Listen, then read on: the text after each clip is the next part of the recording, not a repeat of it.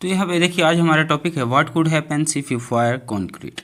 अगर आप कंक्रीट को क्या करते हैं, हीट करते हैं, आग लगाते हैं तो उसका क्या नुकसान होगा, क्या फ़ायदा होगा, उसके बारे में बात करेंगे। तो देखिए firing a concrete mix often called calcining और sintering involve subjecting to it to high temperature. This process can lead to a chemical and physical change. इस प्रोसेस को हम लोग कैल्सिनिंग और सिन्यूट्रिंग के नाम से जानते हैं। अगर हम कंक्रीट मिक्स को हीट करते हैं तो अगर हाई टेम्परेचर पे 350 डिग्री सेल्सियस से ऊपर टेम्परेचर रहता है, उसमें हम लोग हीट करते हैं, तब इसको हम लोग क्या बोलते हैं, सिनेटरिंग। तो इससे क्या फिजिकल चेंज होते हैं, क्या केमिकल चेंजेस होते हैं, आइए इसके बारे में बात करते हैं।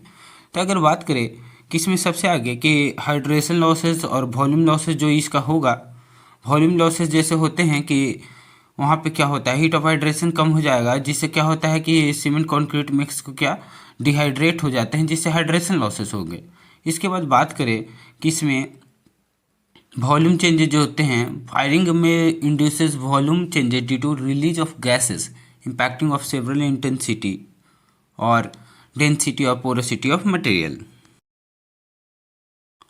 सिरेमिक लाइक प्रॉपर्टीज के बारे में बात करें तो depending on mix and firing conditions the resulting material में exhibit ceramic like properties such as increase in hardness और रेजिस्टेंस। उसका हार्डनेस और रेजिस्टेंस क्या हो, बढ़ जाएगा। तो इस टाइप का उसका प्रॉपर्टीज आ सकता है हीट करने के बाद। अगर बात करें स्पेसिफिक एप्लीकेशंस का, तो this process is not a typical form of standard concrete but finds use in specialized applications such as the production of refractory material और सर्टेन आर्किटेक्चरल एलिमेंट्स। इसके द्वारा कुछ एलिमेंट्स को बनाया जाता है, लेकिन इसका ज़्यादातर इस्तेमाल नहीं किया जाता है।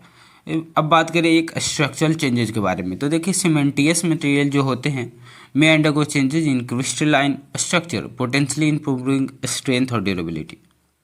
जब उसको हम लोग हीट करेंगे तो हीट ऑफ हाइड्रेशन, जैसा कि मैंने पहले बात किया, को क्या हो जाता है, कम हो जाएगा, वाटर वेपर के कारण वाटर वेपर के रूप में उड़ जाएगा ऊपर।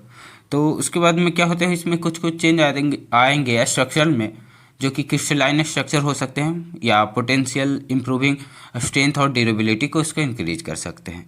तो ये सब कुछ यहाँ पे पॉइंट्स थे अगर हम लोग क्या करें, हीट करें कॉन्क्रीट को। तो यही हमारा टॉपिक था, what could happens if you fire concrete. तो ये सभी प्रॉब्लम आ सकते हैं जिसके द्वारा हम लोग क्या बच सकते हैं, या बोल सकते हैं कि अगर किसी कारण बस हम लोग को हीट करना पड़ रहा है तो उससे क्या फ़ायदा होगा, इस सभी चीज़ों के बारे में हम लोग आज बात की। So thank you all and please do like share and subscribe diploma with Sonu. This is your channel.